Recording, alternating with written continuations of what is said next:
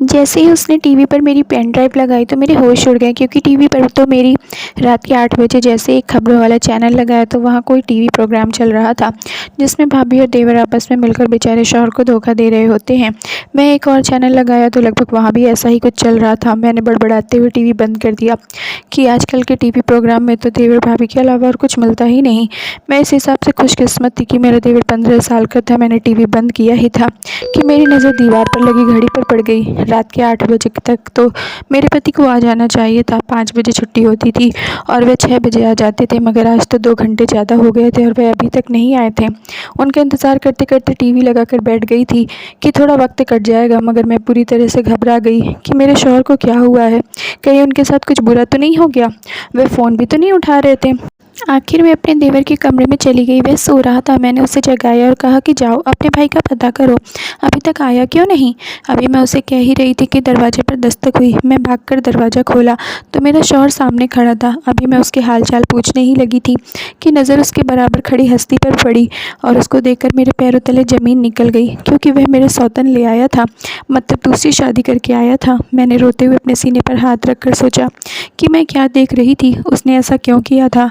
हमारी खुशगवार शादीशुदा ज़िंदगी को 4 साल गुजर गए थे और बस हमें एक औलाद की कमी थी, लेकिन मेरे पति ने कभी इस बात का मुझे ताना तक नहीं दिया था और अब अचानक से उन्होंने शादी कर ली। मैंने चिल्लाते हुए पूछा, आपने यह क्यों किया? अगर औलाद की इतनी ही चाहत थी तो मुझे पहले क्यों नहीं बताया कि मैं दूसरी शादी करने वाला हूँ? यूँ छुपकर धोखा देने की क्या ज़रूरत थी? मेरे पति ने भी गुस्से से कहा, मैंने औलाद की वजह से शादी नहीं की, तुम्हारी हरकतों की वजह से की है। मैं दंग रह गई कि कौन सी हरकतें? मैं तो हमेशा अपने पति की वफादार रही हूँ। मेरे पति ने अपनी जेब से मोबाइल निकालकर मेरे सामने रखा और कहने लगा, यह देखो अपनी आंखों से, मुझसे पहले किस किस की बीवी रह चुकी हो। मैंने उसका मोबाइल देखा तो मैं चौंक गई। वहाँ मेरी ही कुछ तस्वीरें और शादी की कुछ वीडियो थीं। मैं देखते ही सब समझ गई कि यह क्या हुआ है। मैं आज से 4 साल पहले मैं पहुँच गई, जब मैं शादी होकर इस घर में आई थी। मेरा नाम पूनम है। मैं अपने पिताजी की तीसरी बेटी थी। हम 8 बहनें थी और भाई कोई नहीं था। एक पापा अकेले कमाने वाले और बाकी सब खाने वाले। तो बड़ी मुश्किल से गुजारा हो रहा था। पापा ने बेटे की ख्वाहिश में बेटियों की लाइन लगा दी थी और अब उनकी शादी की फिक्र में पापा वक्त से पहले ही बूढ़े हो रहे थे। मेरी बड़ी बहन ने छोटी सी उम्र में ही घर के कामकाज सीखने शुरू कर दिए थे और माँ से सिलाई सीखकर पापा के बोझ को थोड़ा कम करने की कोशिश करने में लगी थी। दूसरे नंबर वाली दीदी ने भी सिलाई सीखकर लोगों के कपड़े सिलने शुरू कर दिए। माँ और पापा को मुझसे भी यही उम्मीद थी कि मैं भी घरदारी सीखकर कुछ हुनर सीख लूँगी, मगर मैं शुरू से ही बीमार रहती थी। मुझे अपने घर का माहौल कभी पसंद नहीं आया था, जहाँ अपनी ख्वाहिशें मारनी पड़ती हैं और एक एक चीज़ के लिए तरसना पड़ता था। मैं अपनी बहनों के मुताबिक थोड़ी गोरी चिट्टी थी और मुझे इस बात का पूरा पूरा एहसास था। मैं अपनी माँ और बहनों की तरह एक गरीब घर से दूसरे गरीब घर में हरगिज़ नहीं जाना चाहती थी। मैंने अपनी माँ से साफ कह दिया था कि मैं किसी अमीर घर में शादी करूँगी या फिर किसी ऐसे घर में जहाँ लोग ज़्यादा ना हो और मैं रानी बनकर राज करूँगी। किस्मत ने जल्दी ही मुझे मौका दे दिया और मेरी मुलाकात राजेश से हो गई। मैं अपनी दोस्त की शादी में गई थी और वह मेरी दोस्त के बाबा का रिश्तेदार था। उसकी खूबसूरत पर्सनैलिटी के पीछे बहुत लड़कियां थीं, मगर मैंने अपनी दोस्त से साफ कह दिया था कि तुम मेरी बात करवाओ। कुछ दिन बाद अपनी दोस्त के जरिए मेरी उनसे बातचीत शुरू हुई तो मालूम हुआ कि वह अकेला है, माँ बाप नहीं है, अपने से 10 साल छोटे भाई के साथ रहता है और उसकी बहुत अच्छी जगह नौकरी है। मैंने सोचा मुझे इससे बढ़कर फिर कोई अच्छा रिश्ता नहीं मिलेगा। मेरी दोस्त ने उसको मेरे लिए तैयार करके हमारे घर रिश्ता लेने भेज दिया। उसका छोटा 11 साल का भाई भी साथ था। मुझे ये छोटा लड़का जो मेरा देवर बनने वाला था बिल्कुल अच्छा नहीं लगा, क्योंकि उसकी शक्ल पर साफ नज़र आ रहा था कि वह अपने भाई की शादी से खुश नहीं है। मैंने सोचा छोटा बच्चा है, इससे प्यार से पेश आऊँगी तो वह मान जाएगा। मेरी शादी हो गई। अभी मेरा शौहर कमरे में आया ही था कि उसके भाई की चीख सुनाई दी। हम भागकर बाहर आए तो वह सीढ़ियों से गिरकर चोट लगा बैठा था। मेरा पति उसे अपने कमरे में ही ले आया और बाकी की सारी रात वह अपने भाई के साथ ही सोया था। मुझे समझ आ रहा था कि वह लड़का अपने भाई की शादी से खुश नहीं है, उसे अपना भाई शेयर करना बर्दाश्त नहीं हो रहा था। थोड़ा थोड़ा मेरे पति को भी यह बात समझ में आ गई, मगर उन्होंने मुझे समझाया कि छोटा बच्चा है, तुम उसे प्यार से हैंडल करोगी तो वह तुम्हारे साथ ठीक हो जाएगा। पर मैंने पूरे 2 साल अपने देवर के नखरे सहने की कोशिश की कि वह मुझे कबूल कर ले, लेकिन उल्टा अपने भाई से मेरी उल्टी सीधी शिकायत करने लगता और मुझे डांट पड़वाता था। मैंने भी सोच लिया था कि अब बस बहुत अच्छा बनकर देख लिया, अभी इसे घर से निकलवा कर ही रहूँगी। मैं अपने पति के कान भरने शुरू कर दिए कि आपके भाई की दोस्ती अपनी उम्र के बड़े लड़कों से होने लगी है। कल मैंने उसे सिगरेट पीते भी देखा था। मैंने खुद ही सिगरेट की एक डिबिया उसके स्कूल बैग में छुपा दिया। मेरे पति ने जब पता करने की खातिर उसका स्कूल बैग खोला तो उसमें से सिगरेट की डिबिया निकली। और फिर मेरे पति गुस्से से अपने भाई के कमरे में आए और उसे खींचकर मेरे पास ले आए और पूछने लगे कि ये क्या बेहुदा हरकत है। वह कहता रहा कि ये मेरी नहीं है, मगर मेरे पति ने उसकी एक ना मानी और मेरे कहने पर उसे घर से दूर बोर्डिंग स्कूल में दाखिल करवा दिया। वह रोता रहा, लेकिन उसकी अच्छी संगत और बेहतर संभावनाओं के लिए वास्ते मेरे पति ने उसे घर से दूर भिजवा दिया। वह 2 साल से वहीं था और मेरी ज़िंदगी तो जैसे जन्नत बन गई थी। कोई परेशानी और कोई झंझट नहीं थी, सुकून ही सुकून था। मैं खुश थी कि अब वह 5 से 6 साल वहीं रहेगा। शुरू में तो उसे छुट्टियों में भी घर आना मना कर दिया था। मैं भी खुश थी कि अच्छा है, चंद दिन भी ना आए। मुझे उम्मीद थी कि अगले साल भी नहीं आएगा, मगर मेरी उम्मीदों पर उस वक्त पानी फिर गया जब वह इस बार छुट्टियों में घर आ गया। मैं पूरे 2 साल बाद उसे देखा तो उसने कद निकाल लिया था और 15 साल का तो लगता ही नहीं था, अपनी उम्र से 2 बरस बड़ा ही लगता था। मुझे मालूम था कि अब की बार वह घर आया है तो ज़रूर फिर से मेरे खिलाफ साजिश करने लगेगा और अपने भाई को मेरे खिलाफ करने की कोशिश करेगा। मगर मैं उस वक्त हक्का बक्का रह गई जब उसने मुझसे अपने पिछले रवैये की माफ़ी मांगी। वह बहुत सुलझ गया था और पहले की तरह बदतमीज़ और साजिशें भी नहीं करता था। ज़्यादातर अपने कमरे में ही रहता था और खाना हम दोनों के साथ मिलकर खाता था। मेरे पति भी उसकी बदलती हुई आदत से बहुत खुश हुए थे। एक दिन मेरा शौहर काम पर गया तो वह मुझे कहने लगा, भाभी अपनी शादी की वीडियो दीजिएगा, मुझे देखनी है। उस वक्त तो देखी नहीं, अब दिल कर रहा है कि देखूं। मैंने कहा वह तो पेन ड्राइव में है। कहने लगा हाँ तो पेन ड्राइव दे दो, मैं टीवी पर लगा कर देख लूँगा। मुझे भला क्या एतराज़ हो सकता था। मैं अपने कमरे में गई और पेन ड्राइव ला कर दे दिया। उसने मुझसे पेन ड्राइव ले लिया और अपने कमरे को लॉक लगा लिया। मुझे कुछ समझ ना आया कि भला कमरे को लॉक लगाना क्या ज़रूरी था, मगर मैंने ध्यान नहीं दिया और अपने कामों में लगी रही। 1 घंटे बाद वह अपने कमरे से बाहर निकल आया और मुझे पेन ड्राइव देकर शुक्रिया कहा और साथ ही 5,000 रुपये भी मुझे पकड़ा दिया।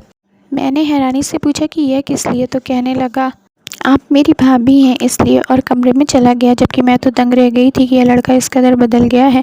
अक्सर अब शाम का खाना बनाने में मेरी मदद कर देता था। अब मेरा दिल भी उससे साफ़ होने लगा था कि अच्छा लड़का है। वैसे भी 2 महीने की तो छुट्टियां हैं, बाद में चला जाएगा। अगले दिन फिर से मेरे पति के काम पर जाने के बाद मेरे देवर ने मुझसे पेन ड्राइव मांगी। मैंने हैरत से पूछा कल दी तो थी। कहने लगा भाभी 1 घंटे में कहाँ पूरी देखी जाती है, मेरे पास सिर्फ 1 घंटा होता है, बाकी मुझे पढ़ाई करनी होती है, इसलिए रोज़ थोड़ी थोड़ी करके देखूँगा। उस रोज़ भी कमरा लॉक करके बैठा रहा। 1 घंटे बाद पेन ड्राइव वापस दी और साथ ही फिर से 5,000 रुपये भी दिया। मैंने उसे देखते हुए बेहद हैरानी से कहा कि कल ही तो दिए थे पैसे, फिर क्यों दे रहे हो। कहने लगा आपके लिए भाभी, आप मेरा इतना ख्याल रखती हैं, इतनी परवाह करती हैं, ये उसका इनाम है, रख लें। मेरे शौहर ने मेरे लिए कोई कमी नहीं छोड़ी थी, मगर उसके बावजूद मैं लालच में आ गई। वह अब रोज़ाना ऐसा ही करता। मैं अब कभी कभी शक में हो जाती कि इतने पैसे उसके पास कहाँ से आ रहे हैं। मेरा शौहर इतना ही मेहरबान नहीं है कि उसे रोज़ 5,000 खर्च के लिए दे दे, फिर कौन देता है। 1-2 बार मैंने उसे ATM कार्ड जेब में डालकर बाहर जाते देखा था। शायद उसने अपना कोई अकाउंट बना लिया था या फिर वह मेरे पति के अकाउंट से पैसे निकाल रहा था। मेरी समझ में नहीं आ रहा था, क्योंकि अगर पैसे मेरे पति के अकाउंट से निकल रहे होते तो मेरे पति को तो पता चल जाता। अब मुझे उसका कमरा लॉक करके शादी की वीडियो देखना भी शक में डाल रहा था कि कुछ तो गड़बड़ है। यह करता क्या है कमरे में, और सबसे बड़ा सवाल यह है कि यह पैसे कहाँ से आते हैं। रोज़ 5,000 रुपये मुझे दे देता है। मैंने फैसला कर लिया कि मुझे मालूम करना ही होगा कि ये सारे चक्कर हैं क्या, क्या छुपा रहा है वह। अगले दिन मैं शाम के वक्त घर से बाहर निकला तो मैं भी उसके पीछे पीछे गई कि देखो तो सही ये कहाँ जा रहा है। वह बैंक गया था। बैंक देखकर हैरान थी कि इसमें तो मेरे पति का अकाउंट नहीं है, फिर यह कहाँ क्या कर रहा है। इसकी तो उम्र भी नहीं इतनी है कि इसका अपना अकाउंट बना हो, और अगर है तो यह कौन सा काम करता है जो इस तरह पैसे निकलवा रहा है। बैंक से सीधा वह घर आया था और आते ही अपने कमरे में चला गया और कुछ देर बाद पेन ड्राइव लेकर अपने कमरे में चला गया। मैं कमरे के बंद दरवाजे से कान लगाए थी। शादी की वीडियो के बैकग्राउंड में तेज़ म्यूज़िक भी था। अगर वह वीडियो देख रहा था तो म्यूज़िक की आवाज़ भी आनी चाहिए थी, मगर कमरे के अंदर सन्नाटा था। कोई कमरे में है भी या नहीं। अब तो मैंने पक्का फैसला कर लिया कि मुझे खुद अंदर जाकर देखना होगा कि वह करता क्या है। मैंने प्लान बनाया कि मुझे क्या करना है। अगले दिन जैसे उसने शादी की वीडियो मांगी, मैंने उसे पेन ड्राइव दे दी। इससे पहले कि वह कमरे में जाकर बंद होता, मैंने कहा मेरी तबीयत ठीक नहीं है, मैं सोने जा रही हूँ, जब उठूँगी तो पेन ड्राइव दे देना। कहने लगा ठीक है भाभी। मैंने कहा अच्छा जाओ ज़रा बाहर देखो कौन है। दरवाजे पर दस्तक हुई है। वह जैसे ही बाहर वाले गेट की तरफ बढ़ा, मैं जल्दी से उसके कमरे में आ गई और सोफ़े के पीछे छुप गई। उसने आवाज़ दी, भाभी गेट पर कोई नहीं था और अपने कमरे में आकर दरवाज़ा लॉक कर लिया। मैं ऊपर होकर देखने लगी कि वह क्या करने वाला है। उसने अपना कंप्यूटर खोला, पेन ड्राइव टीवी पर लगा दी। कुछ देर वह अपने कंप्यूटर पर लगा रहा और फिर टीवी पर एक शादी की वीडियो लगाई। उस वीडियो को देखकर मेरे होश उड़ गए, क्योंकि वहाँ टीवी पर दुल्हन मैं ही नज़र आ रही थी, लेकिन बाकी सब कुछ अलग था और रिश्तेदार भी कोई और थे। शादी का सारा सेटअप भी कुछ और ही था। मेरे होश उड़ गए कि यह क्या कर रहा है, यह कैसे मुमकिन है कि इस तरह किसी और वीडियो में मैं हूँ। मैंने इस वक्त अपनी जगह छोड़ दी और उसकी तरफ आकर गुस्से में देखा। वह मुझे अपने कमरे में देखकर घबरा गया। उसे जैसे उम्मीद नहीं थी कि मैं उसके कमरे में आ जाऊँगी। हकलाकर पूछने लगा, भाभी आप यहाँ मेरे कमरे में? मैंने कहा हाँ, तुम्हारे कमरे में, क्योंकि मुझे शक हो रहा था कि तुम अपने कमरे में घंटा भर लॉक लगाकर क्या करते हो, इसीलिए आज यहाँ छुप गई कि देख सकूँ। और मैंने देख भी लिया। मैंने टीवी की तरफ इशारा करते हुए कहा, क्या चल रहा है, मुझे जल्दी से बताओ, वरना मैं अभी तुम्हारे भाई को कॉल करके बता दूँगी। वह जल्दी से कहने लगा, नहीं भाभी, भाई को मत बताना, मैं आपको सच सच बता रहा हूँ। असल में मैं वीडियो एडिटिंग सीख रहा हूँ। बोर्डिंग स्कूल में बहुत से लड़के एडिटिंग करते थे, तो उनकी तरफ देख देख कर मुझे भी शौक़ होने लगा और मैं भी सीखने लगा। हम लोग सिर्फ शौकिया काम करते थे, मगर फिर वीडियो एडिटिंग के प्रोजेक्ट मिलने लगे और हमें इसके बदले पैसे मिलने लगे। मैंने कहा, वह सब तो ठीक है, मुझे यह बताओ कि मेरी शादी की वीडियो क्यों मांगते थे? तुम उसे भी एडिट कर रहे थे ना? कहने लगा, भाभी मैं ज़्यादा कुछ नहीं कर रहा था, बस दूल्हा दुल्हन के चेहरे बदल रहा था। मुझे शादी की वीडियो एडिटिंग करने का प्रोजेक्ट मिला था। आपकी शादी की वीडियो एडिट करके थोड़ी बहुत तब्दीली करके नई वीडियो बना लेता था और बहुत सारे पैसे मिलते थे, जिनमें से आधे मैं आपको दे देता हूँ। अभी आप जो देख रही हैं टीवी पर, इसमें से मैंने सब कुछ तब्दील कर लिया है। बस आपकी जगह किसी और दुल्हन का चेहरा लगाना है, फिर यह तैयार हो जाएगी।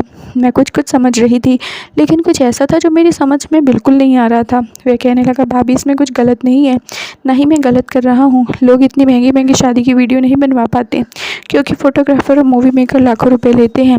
इसलिए 10-15 हज़ार देकर वे किसी की भी शादी की वीडियो में अपने चेहरे फिट करवा लेते हैं। प्लीज़ भाई को ना बताइएगा, वे डांटेंगे कि पढ़ाई किया करो, जबकि मैं पढ़ाई भी तो करता हूँ। अकाउंट भी किसी और के नाम है, मगर मैं इस्तेमाल करता हूँ। मैं उसकी सारी बातें सुनकर बाहर आ गई।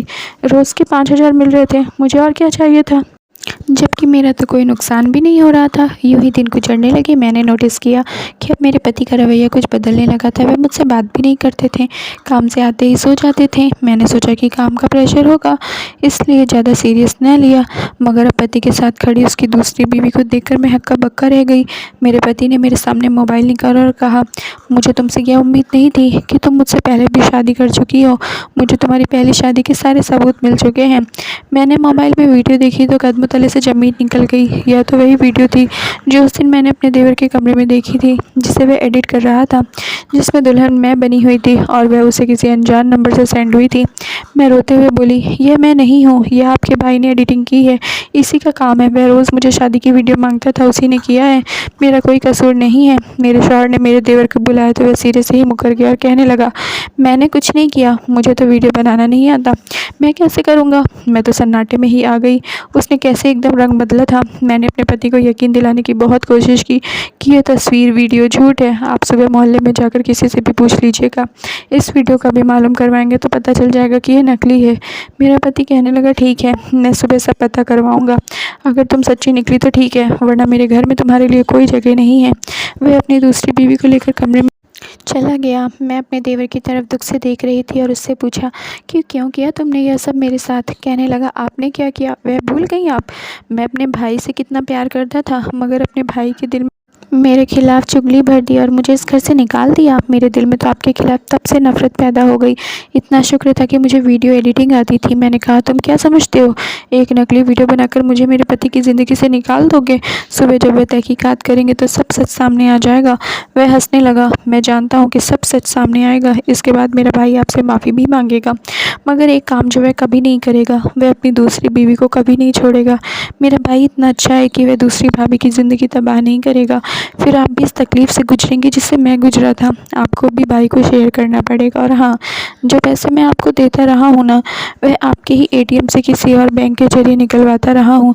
मैंने रोते हुए कहा, तुम्हारी इतनी उम्र नहीं जितनी बड़ी तुमने साजिश की है। वह हंसते हुए कहने लगा, भाभी बोर्डिंग स्कूल में भी तो आपने ही भेजा था, मैं यह सब कुछ वहीं से सीखा है। मैं तो मासूम था, मुझे इस हद तक आप लेकर आई हैं। मेरी तो छुट्टियाँ ख़त्म हो गई हैं, मैं कल चला जाऊँगा। कल को अगर भाई को मालूम मालूम हो भी जाए कि यह सब मैंने किया है तो क्या होगा, वह नाराज़ हो जाएंगे। लेकिन कितना अरसा, आखिर तो मैं उनका खून हूँ, मुझे माफ़ी कर देंगे, आपसे भी माफ़ी मांग लेंगे। मगर आपका तो नुकसान हो गया ना, अब आपको भी भाई को सारी ज़िंदगी शेयर करना पड़ेगा। वह वापस चला गया तो उसने जैसे कहा था बिल्कुल वैसा हुआ। मेरे पति को सच्चाई पता चल गई। उसने मुझसे माफ़ी मांगी, लेकिन अपने जज्बाती फैसले की वजह से दूसरी शादी तो कर ही चुका था और उस लड़की को तो अब तलाक नहीं दे सकता था, क्योंकि उसका कोई कसूर नहीं था। वह मुझसे अपना बदला ले चुका था और मेरे पास सब पछताने के सिवा कुछ नहीं था। इसलिए कहते हैं ना, किसी के साथ बुरा करोगे तो बुरा ही होगा। धन्यवाद दोस्तों, उम्मीद करती हूँ आप लोगों को स्टोरी पसंद आई होगी, तो जल्दी से लाइक कर दीजिए और चैनल पर नया है तो सब्सक्राइब कर लीजिए और अपनी राय हमें कमेंट बॉक्स में ज़रूर दीजिए। बाय, मिलते हैं नेक्स्ट वीडियो में।